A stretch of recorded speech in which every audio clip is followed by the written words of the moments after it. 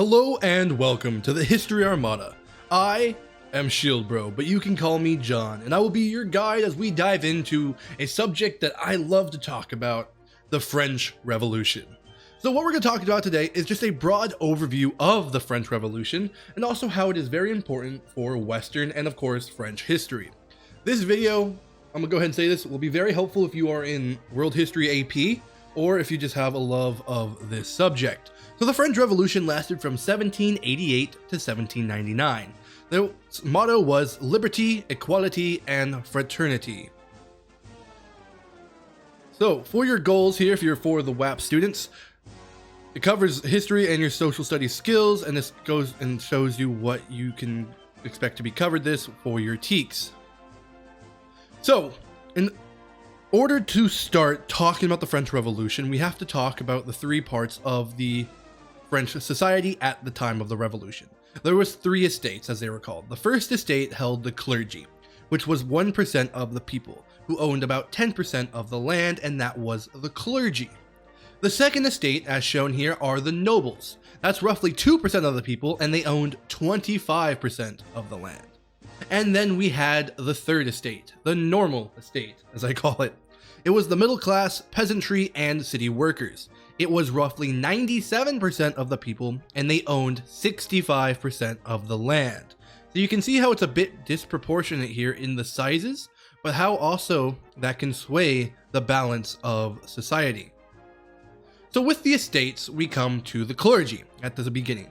So this was the old order, France's hereditary class system, and they were all born into it and remain in it. With their estate, all French people belonged to one of the three estates. It was what determined your legal rights and status and what you could or could not do. With the first estate, that was the clergy, as I said, the Catholic clergy more particularly, and they were the religious leaders of the society at this time. They did not have any taxes they had to pay, and they lived often in quite a great style, being swooned over and honored by the king and his government. And this led to some issues, as you would learn. The second estate, the nobles. Let's dive on into this. So they were the old royalty, the old money, right? The fancy guys with the powdered wigs and the fancy clothes, as you see here. They were the landowners. At roughly 2% of the population, they owned 25% of the land, but they did not have to pay taxes. They had special social and political privileges, high positions in government, church, and army, for example, and they lived in great style as well, with their income from peasants that lived and worked their land. They got money from other people's work, also leading to issues, as you might catch on. And then we have our third and our largest estate, the others. They were the bourgeois, the merchants, bankers, artisans, who had no power but had to pay high taxes, the working class, who had low wages, and then the peasants, the farmers, the peasantry. They made up 80% of that population, and they paid half of all taxes, either in tithes to the church, feudal dues to the nobles, or land taxes to the king. And the third estate again made up about 97% of all the French. So with the estates covered, let's take a look at how this makes it up. It's kind of an upside down pyramid, an upside down triangle, right? Everyone else, the normal people, 27 million people, basically everyone else, the lawyers, merchants, peasants, other professions, etc., but they had no special rights. They just had to work and give their money to the people they owed money to. And they made up that largest portion, but they held the least amount of power. In the middle, we had the nobility, 120,000 to 350,000 people of royalty, nobility, the lords and ladies, sword rights, special law treatment, exempt from certain taxes and military service, and much more, which led to some resentment, but also many duties to them. And they were in that second estate, as we mentioned. And then lastly, our clergy, who makes up the smallest position, who had arguably some of the most power, 130,000 people, the church, customized law, and courts exempt from certain taxes. So you can see how it's kind of a funnel as the power goes everyone else, nobility, clergy, king. So that leads us to the question, why were there no taxes for the rich and powerful? Well, it's quite simple really, it kept them on the king's side. If the kings, gave them special treatment, said, oh, here you are, my friend, no taxes for you, have some bread. Well, it kept them on the king's side. Oh, he likes me. He's treating me well. I don't have any cause for alarm or upsetting. Well, how did the Third Estate feel about that? Well, that would put 97% of the population against the king.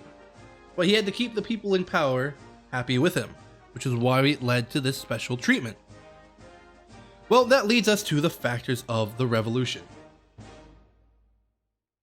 First and foremost, we must address the financial problems. The taxes. Peasants pay most of the taxes, nobility and clergy exempt. And this did not help the fact that they were in quite dire debt. The government gave $6 million worth of dollars to American colonists to fight against England in our Revolutionary War. 50% of the national budget of France paid for loans to fight England, and 25% paid for military expenditures on top of that. 6% of the taxes paid to the French government paid for their parties. Yes, their clothing, their expensive lifestyle for the king and queen and their court.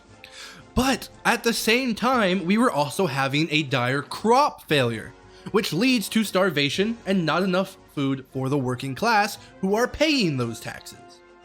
And in hand with this, we saw growing inflation due to the debt and not enough workers due to the starvation. So you see how the problems start piling one on top of the other. We see the snowball growing and growing as it's going down the hill. That leads us to talk about something known as the Enlightenment. I've actually done a video on this channel about the Enlightenment and the enlightened rulers and how they were different, so you should go check that out. But the Enlightenment gave us John Locke's ideas of natural rights to things such as life, liberty, and property. Locke's ideas of the right to overthrow the government if not protecting your rights. It was Locke, as well as I believe Thomas Jefferson, who said that if the government is not working for the people, then it is the people's right, not only right, but duty to overthrow that government so that they do have a government protecting their rights. It's kind of a symbiotic relationship, right? We pay the taxes and the government protects our natural rights. You might recognize this from things such as the United States Constitution and later on the French Constitution as well, with these inalienable rights as they are known. We also had a weak leader at the same time as these dire changes and the Enlightenment. His name was Louis XVI, and his wife was Marie Antoinette. She was very young, 19 and 18, both of them were very young, and they made bad decisions. They had parties when they should have, they did not support the people when they should have, they got too into the American Revolution, and other court issues that bogged them down as well. We had a weak leader who was also very young at the time he took the throne. On top of that, we see the social classes starting to butt against each other. The first and second estates have special privileges. The third estate, however, makes up for the majority of the population. I keep mentioning this because I really want to hammer this home. If the majority is being treated bad, something is going to change. The bourgeois, the middle class of the third estate, had to pay most of the taxes, which led, well, I should say, helped lead to the revolution. You can see this political cartoon here of the king, the pope, and the bourgeois riding on top of a skinny, malnourished man, chained and bound and gagged. Saying, you know, they are riding the normal people as they are milking them dry of their taxes. So that brings us to a thing called the Estates General. You should know this if we're going to be talking about the French Revolution and for your later classes. It was a meeting of the three estates to make new laws. It was called by Louis XVI to get the first and second estates to pay taxes and raise money. He said, look guys, I know this is the first time we have met in 175 years, and I know we've been having the third estate pay all the taxes, but we're in dire straits here. We're really out of money. I need you guys to start paying some tax. Each estate gets one vote. The third estate calls for an individual vote, and then they come together to make their estate vote. Well, the first and second, they banded together to block the third estate. And the third estate ended up leaving and forming what became known as the National Assembly. Again, a term and a group that you need to know, the National Assembly. So basically the first and second estate, they said, no, we don't want to pay taxes. We don't do that. you know what, we're going to work together so the third estate can't vote for that to happen. The third estate, the normal people, the majority of people, said, well, to heck with you. We're not putting up with that. We are going to go form our own assembly, the National Assembly. And this National Assembly, it met on a tennis court. And they signed what was known as the Tennis Court Oath. It was a vow to not leave until they had written a new constitution for France, the Tennis Court Oath. The king orders the first and second estate to join the National Assembly. Why would he do that, you might ask? Why would he want the first and second to go join this National Assembly that is writing a constitution? Well, it's out of fear. He fears what the third estate might accomplish, seeing how it makes up for the almost vast majority of the population. The third estate now has majority vote, and the king gathers troops for his own protection. He starts getting wind of what's happening here. Well, he says, whoa, this is looking fishy. I don't like this. So he rallies the troops for his own protection, and he makes people think he's going to break up the National Assembly. They see these troops rallying and they say, oh no, he's going to send that after us. He's coming to the tennis court. And that leads to a lot of negative reactions from the people. And ultimately, it does lead to the storming of the Bastille. There was other events in between, but again, this is a broad overview. On July 14th, 1789, similar to what happened with our July 4th as it became a holiday, it led to the storming of the Bastille. The Bastille was a fort and a jail for political prisoners and where weapons were held. So the Bastille symbolizes injustices of the monarchy to the common people. And as you can see here with the artwork on the right, you can see the common folk rallying together to fight and take this fort. The third estate storms the jail and lets out all the prisoners. It was a symbolic beginning of the French Revolution, and it is known as France's Independence Day. They stormed the Bastille, freed the prisoners, and took the weapons for their own use. And this led to the declarations of the rights of man and citizens, which was part of the French Constitution today. It was a political action. The purpose was to establish equality in France and abolish the class system.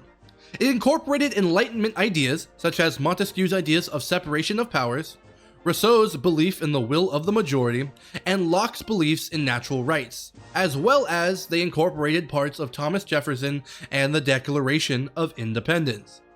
Louis XVI outright rejects this declaration. He says, no, I am king. I am not going to use any of these Enlightenment ideas or this declaration that you have given me. He says, no, I have divine right. I am king. My family has been king for hundreds of years. I will not listen to you common people. Well, this leads to the March on Versailles. It was a social protest as depicted with the artwork at the bottom there. It held 6,000 angry women who marched on Versailles together. It was protesting against food shortages and the price of bread. That's where we get the myth of Marie Antoinette saying, let them eat cake.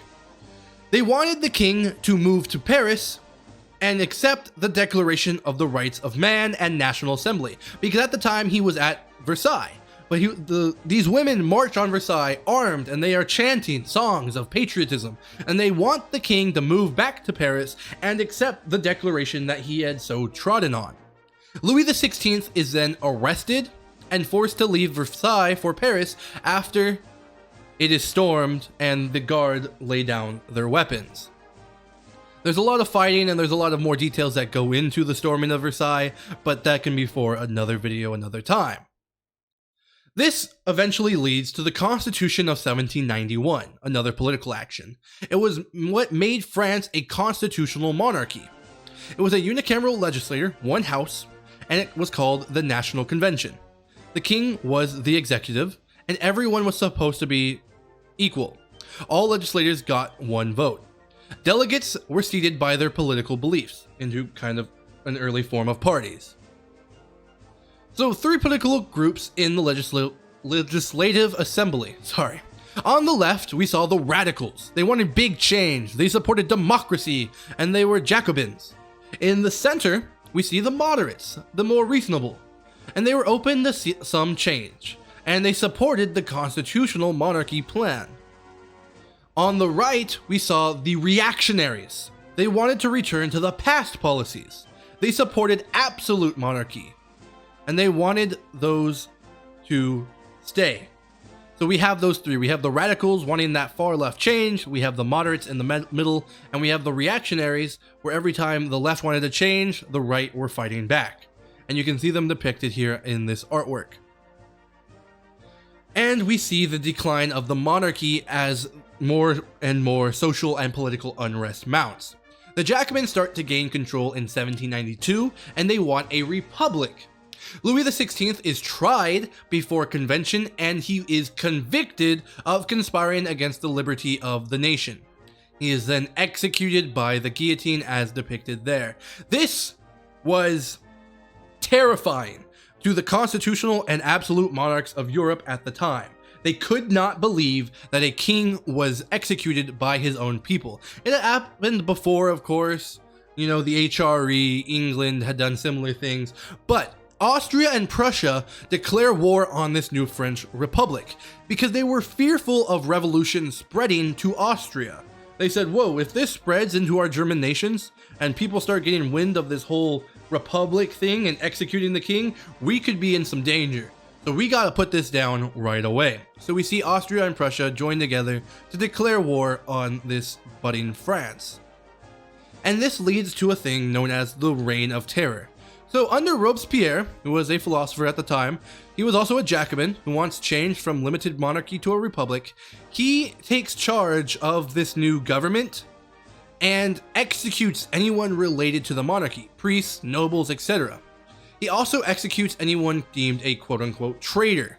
He executes mostly commoners, and about 40,000 of them. They are all killed by guillotine by others afraid of him killing them. He ended up having a death that ended in violence as well. So on the right you can see a nice little pie chart as well as a picture of Robespierre. On that pie chart you can see the breakup of the executions during the Reign of Terror. You can see the working class, peasants, upper middle, lower middle, nobility, clergy, and no status given. So you can see the majority of people executed were peasantry and working class. So yet again, the lower people who make up for the majority are getting trampled upon. And that leads to the Committee for Public Safety. It was a neighborhood watch of sorts who hunted down suspected traitors and turned them over to the courts, leading to more and more citizens turning on each other and more executions. The neighbor turned on neighbor, and many innocent people were executed during this reign of terror during the French revolutions. But that leads us to the Directory. We have a new constitution now. Huzzah for Constitution. And we have 2 houses now. We went on and doubled our houses. With a 5-man executive committee. Remember, the king is dead. Power is more divided now. Sounds good, right? But is it? What are the challenges that are going to come from this? Well, you can't really make any decisions, debate, or anything, and nothing gets accomplished. It's a bunch of standstill, a bunch of do nothing. And there is a growing gap between the rich and the poor, and many are dissatisfied. French people are looking for leadership. Hint, hint, this guy on the right. Political cartoon. So this comes from an assignment that I used to do when I was working with this class, where you would work together in groups of 3 or 4 in order to create a political cartoon. But that guy on the right, little hint, the movie that just came out about him. But I think that's where we're going to start wrapping up for today. So I hope you learned something about the French Revolution. And again, I know it was kind of a broad overview and I skipped some parts, but I feel like that's the important part for the average man who wants to learn more about the French Revolution, or if you are a student in that World History AP class. I hope you enjoyed. If you did, hit that like button for me. As always, I am Shield Bro for the History Armada, and I'll catch you in the next video. Thank you so much for watching.